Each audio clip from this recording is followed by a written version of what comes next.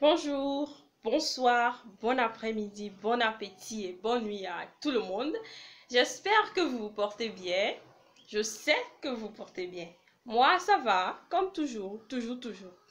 Alors aujourd'hui, je vous parle depuis Accra, la capitale du Ghana, où je vis depuis bientôt 2 ans.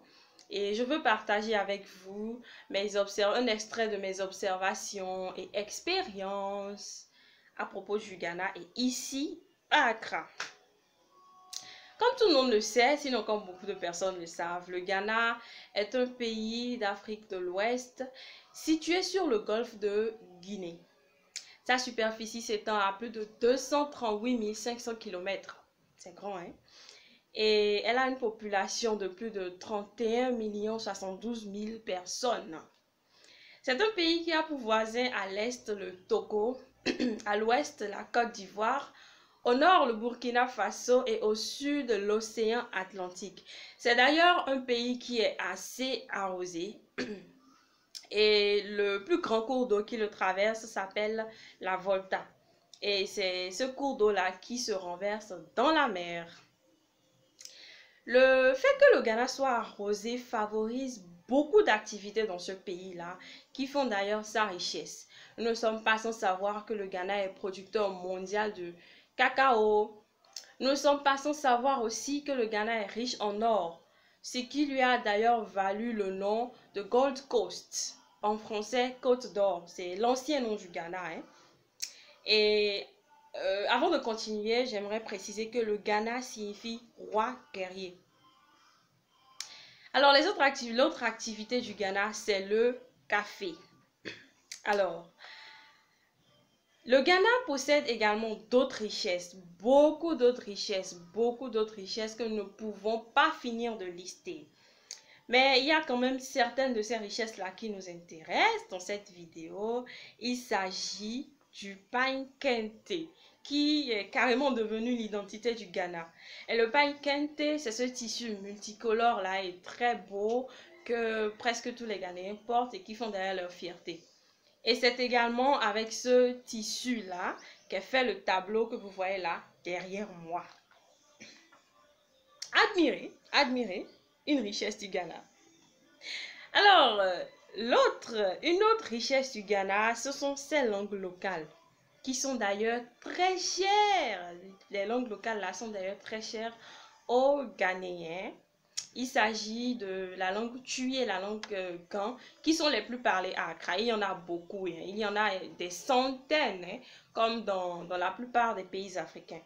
Mais les langues Twi et Kan sont celles les plus parlées, les plus entendues à Accra. Alors, si vous venez à Accra, ne vous attendez pas à ce qu'on vous accueille en vous disant tout de suite welcome. Tout le monde ne vous le dira pas. D'autres vous diront Akwaba. C'est beau, n'est-ce pas? Alors, une autre richesse du Ghana, c'est sa technologie. Il faut préciser que les Ghanéens sont très avancés et vraiment avancés en ce qui concerne la technologie, la mécanique et tout ça. Ce qui attire d'ailleurs beaucoup d'étrangers, beaucoup d'étudiants étrangers, internationaux, comme on a l'habitude de le dire, hein. Et vous voyez avec toutes ces richesses du Ghana sont forcément mises en valeur. Tout ce que le Ghana produit est forcément vendu. Cela n'est pas possible sans une monnaie, le currency. Ce n'est pas du tout possible. Alors, le Ghana possède sa propre monnaie qui s'appelle le Ghana Cedis. Et en abréviation, sinon le symbole, ça varie, c'est soit GHC, soit c'est GHC avec le C barré, d'un seul trait. Et cette monnaie est assez fluctuante puisqu'elle est fixée en fonction du dollar. Donc, elle n'a pas une valeur très fixe. Comparé au franc CFA, par exemple, un Ghana Cedis, dans la même journée ou dans la même semaine, un Ghana Cedis peut valoir de 90 francs CFA jusqu'à 200 francs CFA. Ça arrange ça t'arrange selon le moment et selon que tu es l'acheteur ou le vendeur. Alors, l'autre richesse du Ghana, celle pour laquelle je suis d'ailleurs au Ghana, à Accra, c'est sa langue officielle qui est l'anglais. Oui, le Ghana est un pays anglophone, colonisé par la Grande-Bretagne qui lui a laissé comme héritage, si on peut le dire ainsi, l'anglais. Alors, le Ghana est l'un des pays d'Afrique où la qualité d'anglais et la qualité du système éducatif est quand même très élevée, ce qui attire beaucoup d'étudiants, beaucoup d'étrangers, surtout francophones, qui viennent pour apprendre la langue et pour certains continuer ensuite pour les études supérieures. C'est d'ailleurs la raison pour laquelle je suis à Accra depuis un moment. Je suis là pour apprendre anglais, apprendre à mieux parler, mieux communiquer en anglais. L'anglais, c'est incontournable aujourd'hui. Alors, nous, en tant que francophones, nous n'avons pas d'autre choix que de l'apprendre. Et la première destination en Afrique de l'Ouest, c'est le Ghana, sinon grâce à leur système éducatif vraiment, je ne dirais pas meilleur, même si je suis tentée de le dire, vraiment élevé, de qualité très élevée. Toi, francophone, qui veut venir à Accra, étudier l'anglais et peut-être continuer à étudier, faire tes études supérieures, aller à l'université, que faut-il savoir? Avant de venir, il faut se renseigner sur plusieurs plans. Tout d'abord, il faut savoir les formalités à faire avant d'entrer au Ghana. Ce que je vais dire concerne beaucoup plus les ressortissants d'Afrique de l'Ouest puisque j'en suis une et que c'est mon expérience que je partage. Je suis béninoise, comme vous l'avez déjà remarqué dans les vidéos précédentes. Le Bénin qui est un pays d'Afrique de l'Ouest, pas très loin du Ghana non plus. Alors, avant de venir, que faut-il savoir? Il faut se renseigner sur les formalités à remplir avant de venir. Est-ce que vous avez besoin d'un visa? Est-ce que vous avez besoin d'un passeport? Il faut vraiment se renseigner. Alors, je sais, pour les pays de la communauté CEDEAO, que les ressortissants de ces pays-là ne sont vraiment pas obligés d'avoir un visa pour entrer au Ghana. Ils ne sont pas obligés d'avoir un visa pour entrer au Ghana. Et le passeport lui-même n'est pas très important, vraiment pas nécessaire si vous n'êtes pas là pour une durée supérieure à 1 an. Mais il faut toujours vérifier, hein, parce qu'on ne sait jamais. L'autre chose à savoir est de se renseigner par rapport à l'école qu'on aimerait fréquenter. Vous savez, le Ghana est certes un pays très respectable et super respecté, mais il n'en demeure pas moins qu'il y a des écoles qui ne sont pas forcément reconnues par l'État ghanéen lui-même. Alors, ce ne serait pas du tout pas intéressant de venir apprendre et repartir avec un diplôme qui n'est pas reconnu au moins par l'État ghanéen. C'est pas du tout intéressant. Alors, il faudrait se renseigner. La première des choses à faire, évidemment, c'est d'aller sur Google. Il y a beaucoup d'informations.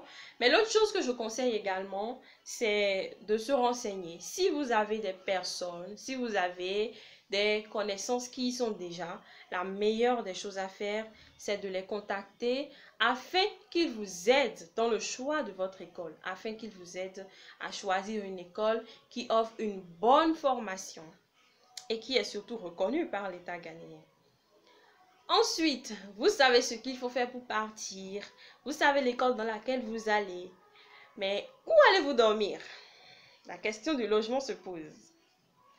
Alors, il y a plusieurs solutions. La toute première, je suis toujours avant d'aller au Ghana. La toute première solution, c'est que si vous avez la chance d'avoir une connaissance au Ghana qui voudrait bien vous accueillir, le temps que vous vous trouviez un logement, c'est vraiment efficace. Allez-y, demandez-lui.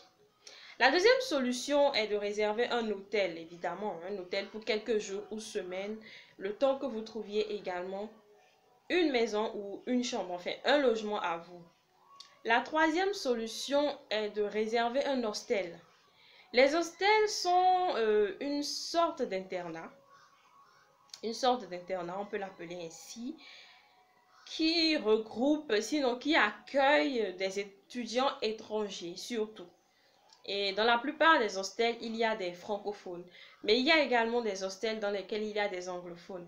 Et ces hostels-là sont vraiment avantageux pour ceux qui viennent apprendre l'anglais parce que vous êtes confrontés à des anglophones, vous vivez avec des anglophones à la maison, à l'école et dans la ville. Alors, étudier l'anglais, sinon apprendre l'anglais serait très facile pour vous.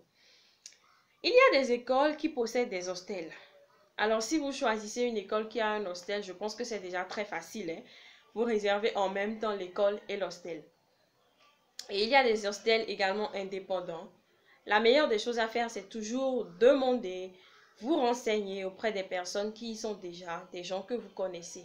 Mais il y a également des entreprises qui aident des personnes, qui aident les étrangers. Ils peuvent vous accueillir depuis l'aéroport ou la gare jusqu'à terminer avec vous toutes les formalités qu'il faut. Alors, vous savez déjà tout ça et vous êtes arrivé au Ghana. Quelle est la toute première des choses à faire?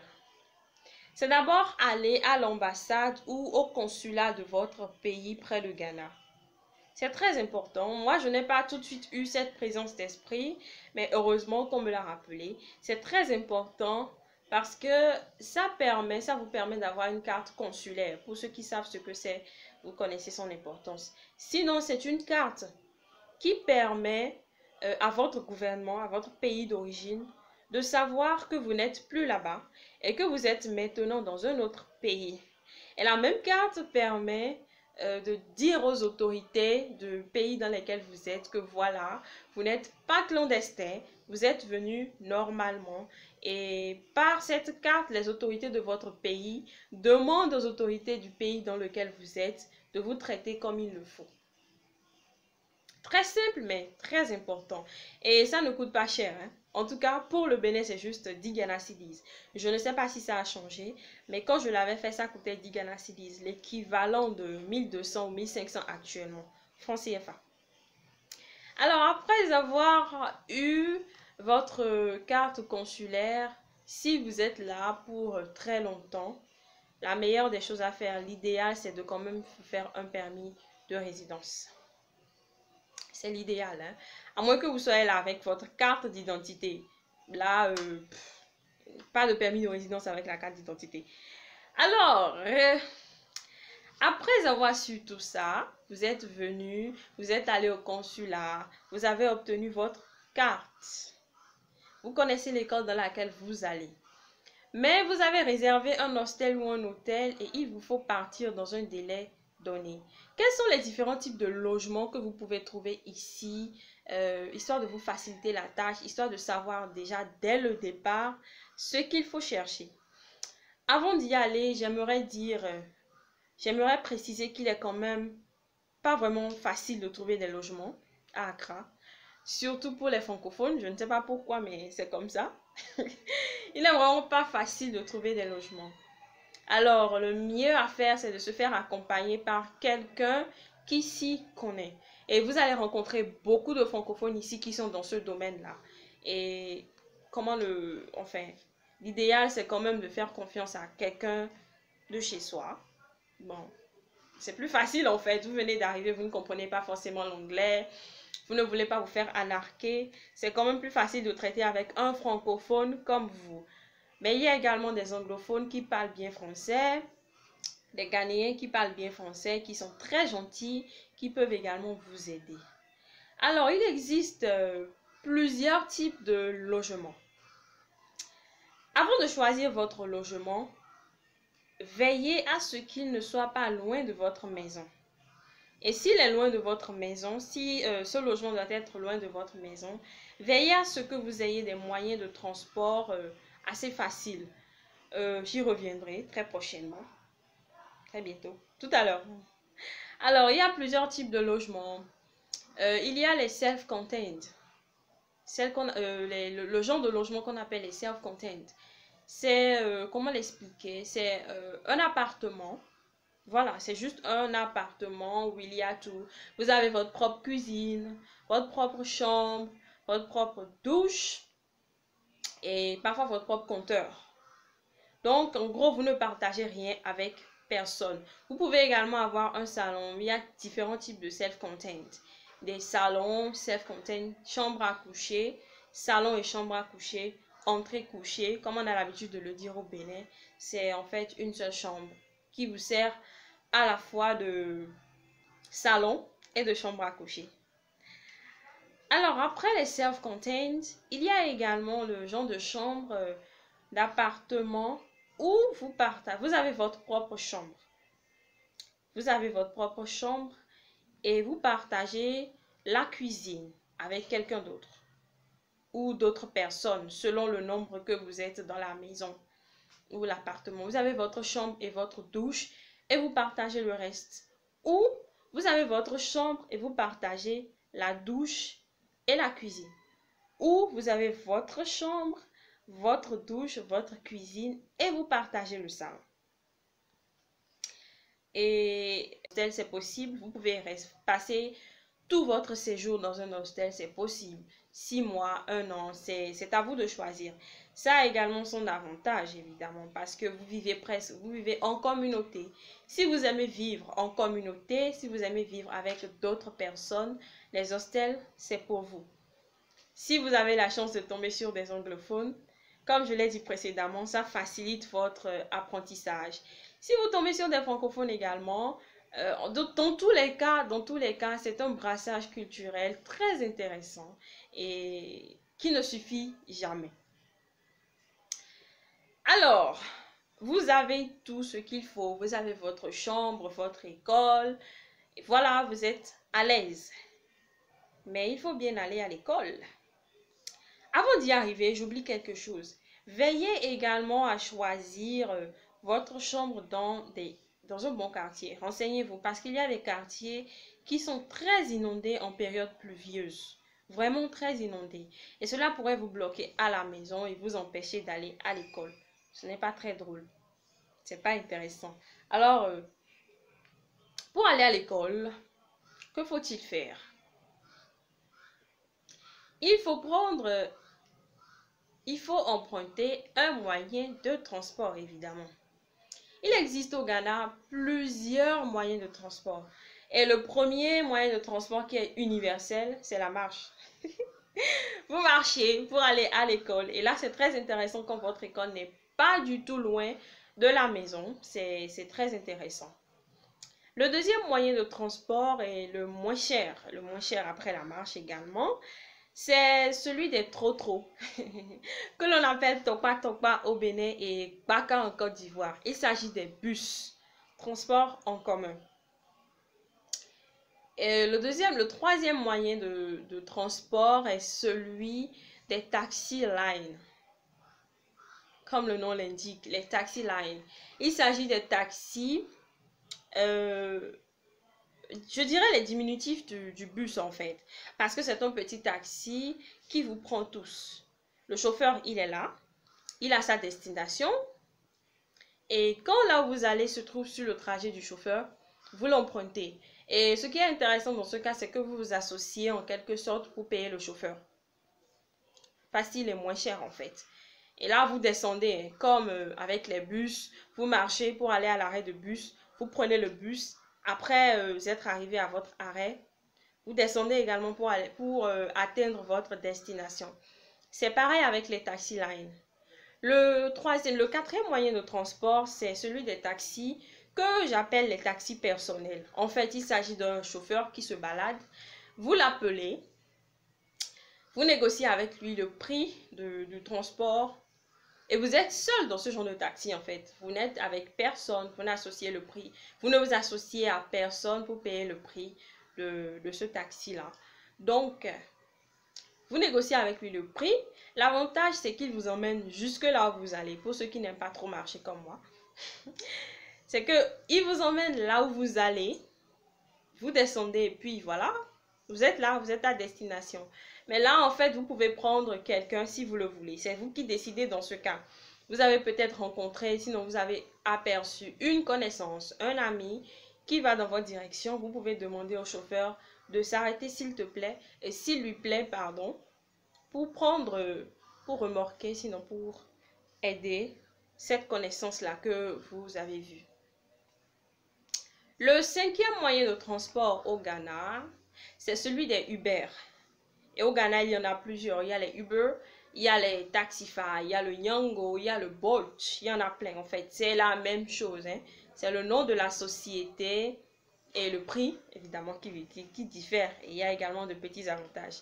L'avantage là, comme vous le savez, c'est que vous installez l'application sur votre téléphone, vous vous inscrivez. Alors, en voulant bouger, vous écrivez, vous entrez dans votre application, vous mettez votre destination, vous mettez d'abord là où vous êtes actuellement, votre position. Ensuite, vous mettez votre destination et l'application se charge de vous donner le temps que vous mettrez pour arriver là où vous allez et le prix que vous allez sûrement payer. Je dis sûrement parce que ça peut varier à l'arrivée. Ça peut changer à l'arrivée selon que vous êtes resté dans un long feu tricolore ou dans un embouteillage énorme. Il s'agit presque de taxi à compteur. Donc, plus vous durez dans le véhicule, plus vous payez. Alors, il faut prendre le Bolt, sinon les Uber, quand vous êtes sûr qu'il n'y a pas vraiment d'embouteillage sur le chemin. Là, ça vous arrange. Surtout quand vous êtes en galère, ça marche. Alors, l'avantage des Bolt, je viens de le dire. Le tout dernier, sinon l'avant-dernier moyen de transport, c'est celui des taxis motos. Je pense que les Béninois et les Togolais connaissent très bien ça. Nous les appelons Zemidjan. Au Bénin et au Togo, ce sont les Zem. Keketo, Zemidjan, Kekeno. Ils existent ici également, seulement qu'ils sont pas aussi nombreux qu'au Bénin. Ce n'est pas le moyen de transport dominant. Du coup, ils sont vraiment, je ne dirais pas comptables, mais ils sont très peu comparés au Bénin. Et ce qui est intéressant avec eux ici, c'est qu'il s'agit de grandes motos et il y a deux casques, celui du conducteur et un autre qui est réservé pour le passager.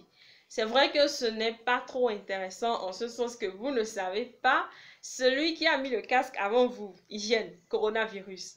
Mais bon, c'est toujours mieux. Hein. L'idéal, c'est quand même de se protéger la tête avec un chapeau ou un foulard avant de poser le casque.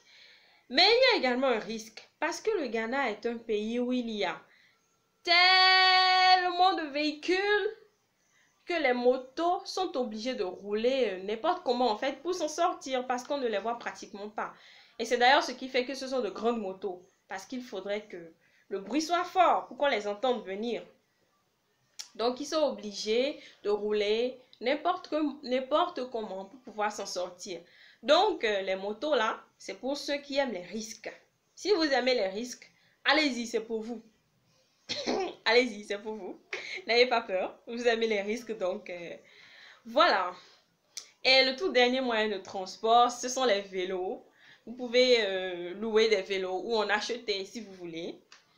Et voilà. Là aussi, il y a son risque parce que comme je viens de le dire avec les motos, vous devez faire très attention dans la circulation. Vraiment très attention pour ne pas vous faire cogner ou ramasser par un véhicule.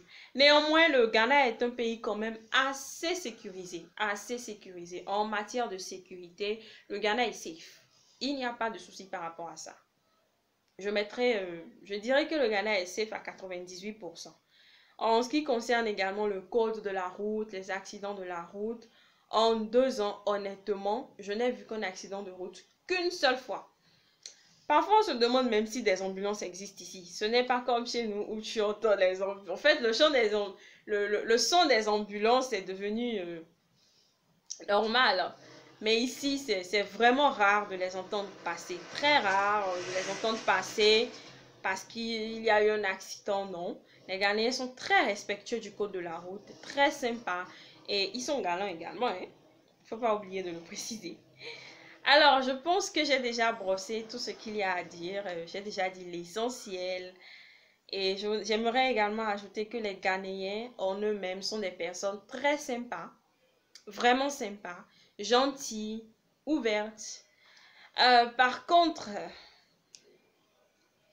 sont des personnes vraiment gentilles, sympas, ouvertes, galantes. Et vraiment, c'est en fait très intéressant de se retrouver avec eux.